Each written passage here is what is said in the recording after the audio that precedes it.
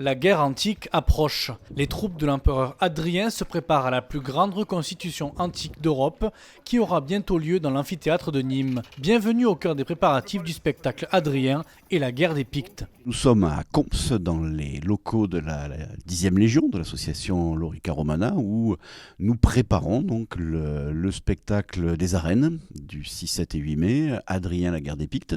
C'est notre première répétition, donc on a failli annuler parce que le temps n'était pas là, mais bon, la pluie du matin n'arrête pas le romain. Malgré le temps plus que morose, cette répétition en présence des reconstituteurs de la Leg 10, de la Leg 6 et des mercenaires du temps, le noyau dur et local pour Hadrien et sa guerre des Pictes a été très utile pour le scénariste et metteur en scène qui passe ainsi de la théorie à la pratique. Mais malgré tout, rien ne vaut la réalité. Donc là, ça a permis de modifier certaines petites choses. On est dans les réglages qui sont importants parce qu'il y en aura jusqu'au dernier moment, jusqu'au dernier jour, et même peut-être entre deux spectacles.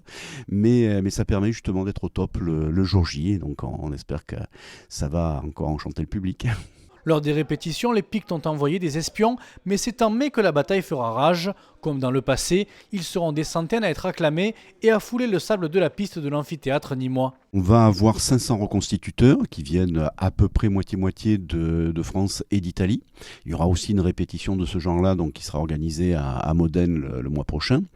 Il y aura aussi quelques participants qui viennent de Suisse, qui peuvent venir dans d'autres pays européens. Mais le gros du travail, c'est vraiment un spectacle franco-italien. Les décors seront une des clés de la réussite du spectacle. Gageons qu'ils seront à la hauteur de l'événement et que les équipes travaillent pour cela. L'amphithéâtre s'apprête à renaître, à faire vivre son passé et à revivre des sensations oubliées. Des décors vraiment qui seront très étonnants, qui vont faire partie complètement du spectacle, y compris dans leur mobilité, dans leur transformation. Donc c'est un spectacle qui va être très dynamique, je pense, et qui va surprendre le public. Un tel souhait doit avoir de solides fondations. Les grands jeux romains étaient rompus à l'exercice. Hadrien le sera rapidement. De Culture Espace, ancien délégataire, à Edéis qui a repris le flambeau. Finalement, ce qui compte, c'est l'histoire qui dure. 2022 sera surtout le grand retour en piste. Nouvelle aventure avec beaucoup de plaisir parce que 2 ans comme ça sans activité de reconstitution ou très peu, donc c'est évidemment très embêtant. Pourquoi finalement le titre, la thématique s'imposait? Nous sommes en 2022 et donc Nîmes fête les 1900 ans de la venue d'Hadrien donc dans cette cité romaine. Ça c'est historique, c'est pas moi qui l'ai inventé, c'est dans les sources.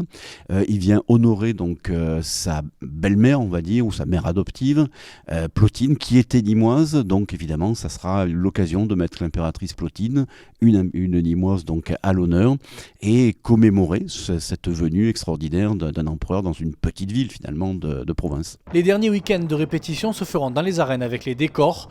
Une répétition générale est prévue le 5 mai et Hadrien sera sur la Via Sacra pour matérialiser son triomphe nîmois en compagnie de ses reconstituteurs.